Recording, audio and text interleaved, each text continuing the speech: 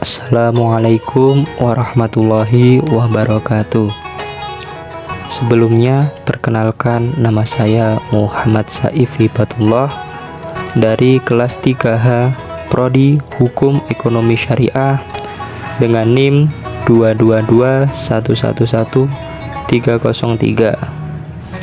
Dalam video ini saya akan menjelaskan secara singkat mengenai anwa at-tafsir. Anwa at-tafsir adalah istilah dalam bahasa Arab yang merujuk kepada jenis-jenis tafsir Al-Quran. Ini mencakup berbagai metode dan pendekatan yang digunakan oleh para ulama untuk menjelaskan dan memahami makna Al-Quran. Jenis-jenis tafsir ini dapat bervariasi, termasuk tafsir berdasarkan hadis, tafsir berdasarkan ijtihad atau pendapat, tafsir analisis kata per kata, dan lainnya. Jadi, istilah ini mencakup berbagai pendekatan yang digunakan oleh ahli tafsir dalam menjelaskan Al-Quran. Tafsir Al-Quran merupakan ilmu pengetahuan untuk memahami dan menafsirkan yang bersangkutan dengan Al-Quran dan isinya. Secara istilah, tafsir adalah penjelasan firman Allah agar dapat dipahami maksudnya sehingga perintahnya dapat dijalankan. Pada anwa at-tafsir terdapat 3 bentuk penafsiran, yaitu yang pertama, tafsir bil matsur. Tafsir bil matsur adalah metode menafsirkan Al-Quran dengan Al-Quran, hadis, atau perkataan para sahabat. Pasalnya, para sahabat mendengar langsung penjelasan Nabi SAW dan menjadi saksi turunnya ayat Al-Quran. Sahabat yang paling ahli dalam bidang ini dan sering dijadikan referensi adalah Ali bin Abi Thalib, Ibnu Abbas, dan Abdullah bin Mas'ud. Hukum tafsir bil matsur wajib diikuti dan dijadikan pedoman, karena merupakan jalan ilmu yang hakiki dan merupakan jalan yang paling aman untuk menjaga diri agar tidak tergelincir dan tersesat dalam memahami kitab Allah. Yang kedua adalah tafsir bil ra'yi. Tafsir bil ra'yi adalah metode penafsiran Al-Quran yang didasarkan pada ijtihad atau pendapat pribadi para ulama. Dalam konteks ini, para ahli tafsir menggunakan pemikiran dan penalaran mereka sendiri untuk menjelaskan ayat-ayat Al-Quran. Tafsir ini terbagi menjadi 2, yaitu yang pertama tafsir bil ra'yi al-mahmud atau dibolehkan. Tafsir ini merupakan metode penafsiran Al-Quran dengan cara ijtihad yang dilandasi oleh ilmu-ilmu usul, baik dari ilmu lughah atau ilmu syar'i maupun dari ulumul Al-Quran. Kemudian yang kedua, tafsir al-mashum, yaitu tafsir yang tercela atau terlarang. Tafsir ini merupakan penafsiran yang berdasarkan Al-Quran tanpa sepengetahuan atau mengikuti hawa nafsu dan keinginan pribadi, tanpa didukung kaidah bahasa atau ulumul Al-Quran.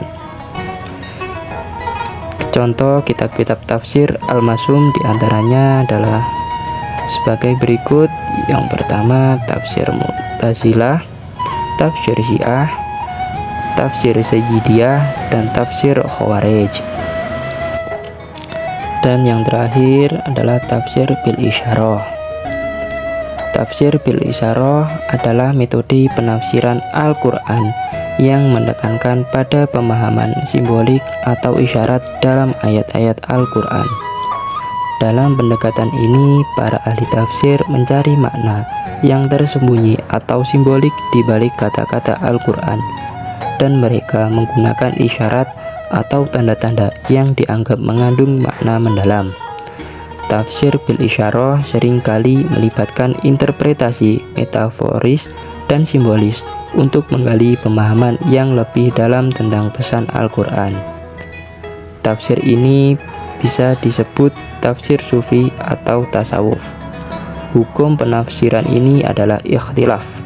Ada pula yang melarangnya, namun para ulama yang membolehkan mengajukan beberapa syarat agar penafsiran ini dapat diterima. Lanjut pada pembahasan selanjutnya. Dalam anwa' tafsir juga terdapat 4 metode tafsir, yaitu yang pertama, metode tafsir ijmali. Metode tafsir ijmali adalah pendekatan ringkas dalam menafsirkan teks suci yang lebih fokus pada pemahaman umum dan inti pesan tanpa menyelami aspek-aspek detail.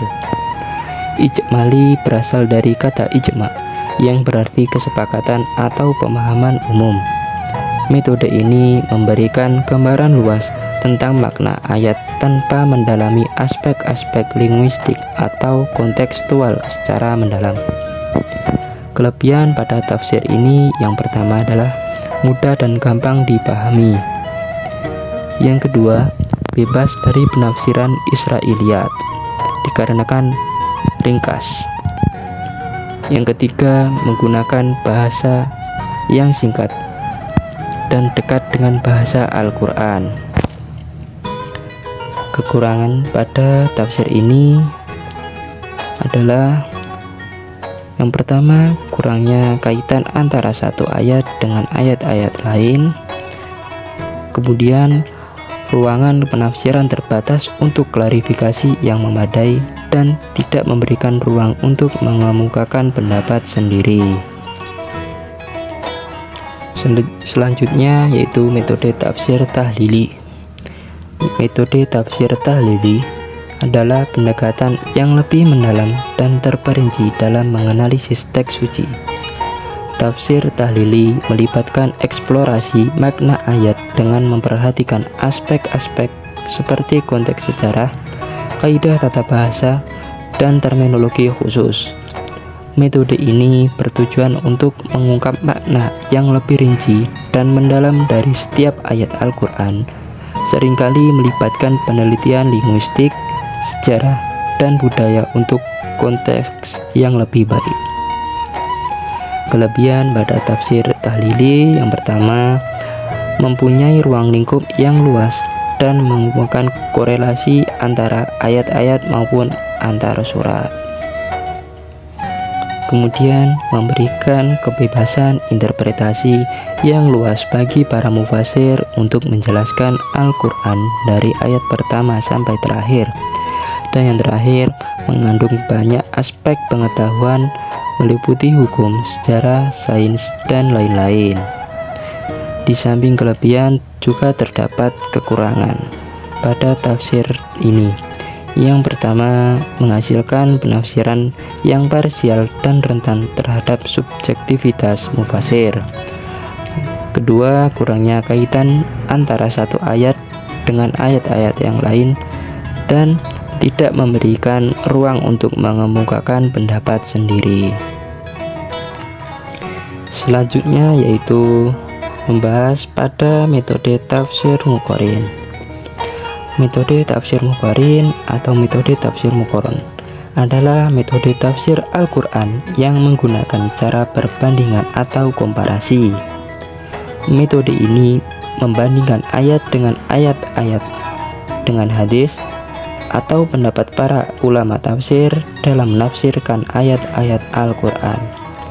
Ciri utama metode ini adalah perbandingan yang membedakannya dari metode tafsir lainnya. Metode tafsir muqarrin memungkinkan pengembangan pemikiran tafsir yang rasional dan objektif sehingga memberikan gambaran yang lebih komprehensif terkait dengan latar belakang dan perbandingan dalam penafsiran. Kelebihan pada tafsir muqarrin diantaranya yang pertama, memberikan wawasan penafsiran yang relatif lebih luas kepada para pembaca. Kemudian mendorong mufasir untuk mengkaji berbagai ayat Al-Quran dan hadis serta pendapat para mufasir lainnya dan menghargai pendapat orang lain, dan menunjukkan bahwa ayat-ayat Al-Quran tidak kontradiktif. Di balik kelebihan juga terdapat kekurangan pada tafsir muqarrin, yaitu Pertama, kesulitan bagi para pemula karena kurang dapat menjawab permasalahan soal yang tumbuh di masyarakat dan lebih fokus pada perbandingan pendapat. Kemudian, kurangnya kaitan antara satu ayat dengan ayat-ayat yang lain. Dan yang terakhir, tidak memberikan ruang untuk mengemukakan pendapat sendiri. Yang terakhir adalah membahas mengenai metode tafsir maudhu'i. Metode tafsir maudhu'i adalah metode tafsir Al-Quran yang berusaha mencari jawaban Al-Quran dengan cara mengumpulkan ayat-ayat Al-Quran yang memiliki tujuan yang satu, yang bersama-sama membahas topik atau judul tertentu dan menertibkannya sesuai dengan masa turunnya selaras dengan sebab-sebab turunnya. Kemudian memperhatikan ayat-ayat tersebut dengan penjelasan-penjelasan, keterangan-keterangan, dan hubungan-hubungannya dengan ayat-ayat yang lain. Kemudian mengistibatkan hukum-hukum. Kelebihan pada tafsir maudhu'i: yang pertama, tafsir ini memungkinkan penyelesaian masalah praktis dan sistematis, cocok untuk orang yang mobilitasnya tinggi dan tidak punya waktu membaca tafsir yang besar, dan bersifat dinamis, memberikan kesan bahwa Al-Quran selalu relevan, melengkapi pemahaman dengan judul-judul pembahasan yang membimbing umat dan memperkaya kajiannya. Tafsir ini juga memiliki kekurangan, antara lain yaitu memenggal ayat-ayat Al-Quran. Cara ini mungkin dianggap tidak sopan oleh sebagian ulama tekstualisme jika membatasi pemahaman kitab suci tanpa menimbulkan kerugian atau kesalahan dalam penafsiran. Kalaupun melihat ketentuan Al-Quran dengan menentukan judul berdasarkan tafsir, otomatis pokok persoalannya terbatas. Tidak mungkin ayat-ayat yang terkandung di dalamnya memiliki batasan yang tidak mencakup seluruh makna yang dimaksudkan.